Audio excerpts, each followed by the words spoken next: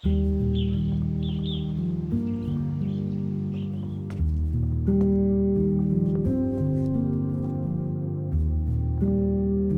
primary suite at 45 White Oak is really the opposite of its first floor. The first floor is designed for family living. It's where your guests experience the home. But your second floor is designed to really be a retreat. Even though the windows are large, even though you're looking amongst the trees, it very much feels private.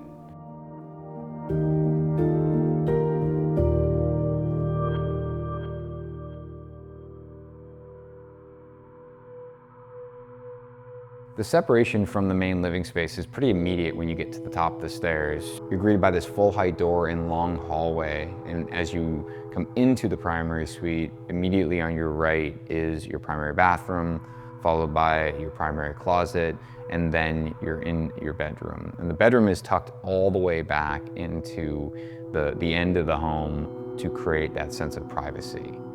The room itself is actually U-shaped. And as you come around in the bedroom, and it connects you to the front side of that staircase, which is this perfect place for a desk or a work from home space that kind of reintroduces you to the more public or communal part of the home. In this bedroom, there's really white oak, plaster, and fabric paneling, and that's it. You know, the floors are the Madeira wide plank flooring. You know, this is a room that you're gonna see some of the planks be up to 18 inches wide. And then we're compressing the space with a white oak ceiling. And that white oak ceiling at maximum is 12 feet high and then tapers down to our window height elevation. So all of our plaster is only vertical. Paired with the depressed window and then the window panel detail, and then you have the white oak introduced in between those. So you really have this kind of reduction of materials, but used in all of these different ways. The space is inspired by hospitality. It's where you go to relax. So the space is designed to fit furniture and space and sitting space, but not in a way that feels overly large or to a point where it becomes difficult to furnish. It's also why we opted to do the built-in millwork. So across the bed, we have these bifold doors that fold against the wall, exposing a TV and entertainment center, additional storage, and then adjacent to that, you have your wet bar.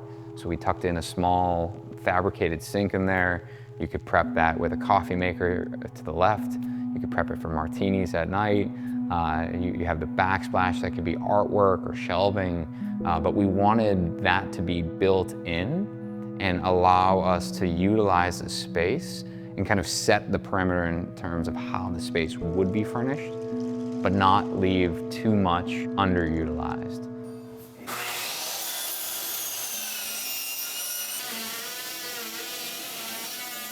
The closet is really important to a space like this. And the main closet is adjacent to the bathroom. It has this pass-through space with pocket doors on either side, so you can access it from both ends, or you can certainly close it off. But in the closet, we have really tall 12-foot ceilings.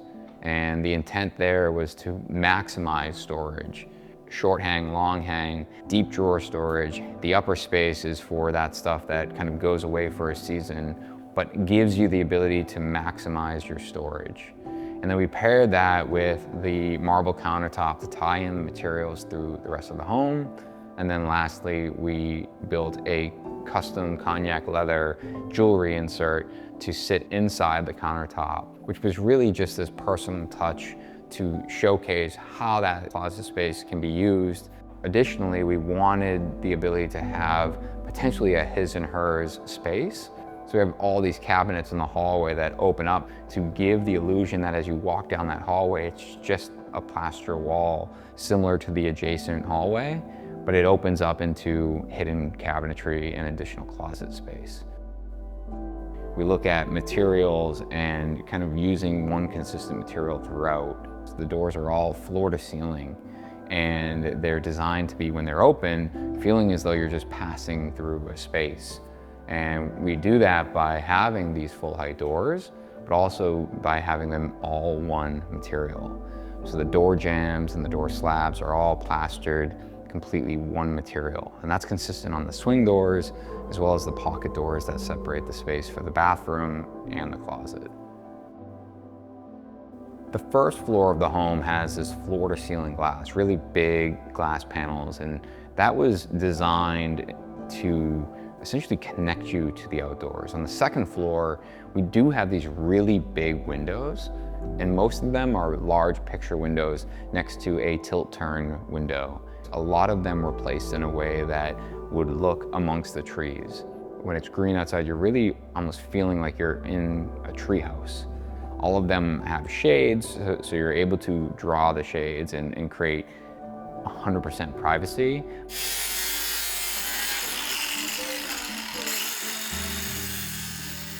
In terms of lighting in the space, and we're not reliant on the natural light, we do that in kind of two different ways. The recessed lighting is completely flangeless with this stainless steel trim in the white oak ceiling. When we were installing the white oak ceiling, we actually had to be really considerate of lighting placement and making sure that these ended dead center of the ceiling boards. And one of the things that came up in an early conversation was the hole that the specifications required us to drill was slightly larger than the trim itself. So Patrick, one of our carpenters, actually saw that and realized that there was just enough play in that stainless steel trim that when you installed it, if it shifted in one direction, it would very clearly look misaligned. So we built a custom jig and actually made that hole slightly smaller. So when we clicked the trims in, that reveal was paper thin all the way around. And if anything shifted, it didn't look as though it was misaligned. The overhead lighting can be harsh, especially at night when you're kind of prepping for the end of the evening. So what was designed was this window sill lighting detail. So all of the window sills in the suite have a LED channel under the edge. So that LED channel actually illuminates the panel below the window, allowing you to shut the overhead lighting off, but still have an illuminated pathway on the floor. And all of this is dimmable and allows you to kind of change the mood throughout the space or throughout the time of the day.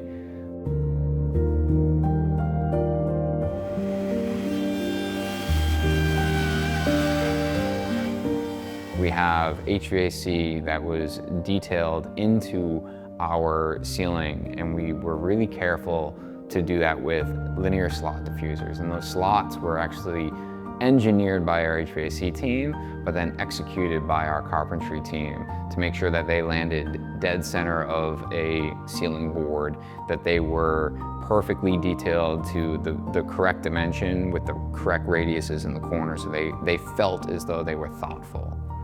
You know, we have the fresh air system in the home, so this bedroom is consistently getting outdoor filtered air supplied to the home. And comfort comes from temperature, but also comes from the quality of air within the space.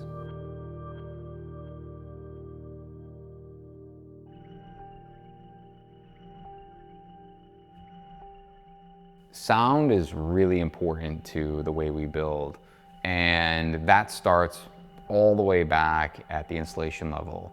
We're always installing a rock wool, mineral wool installation in our floors, our walls, our ceilings, and doing that in all of the cavities, even the ones that don't require thermal insulation. And that's going to really accomplish a quiet space. Paired with the triple pane glass, you have really big windows, and if those aren't high performance glass, you're gonna hear what's going on outside. The cars driving down the street, the neighbor having landscape done. We wanted that ability to close this space off and have complete sound control.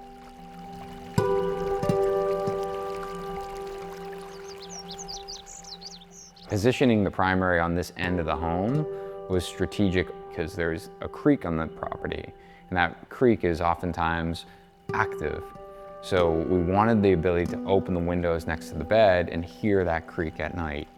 You know, rather than having an artificial sound machine maybe on, you're able to crack that window and hear the rushing water through the creek.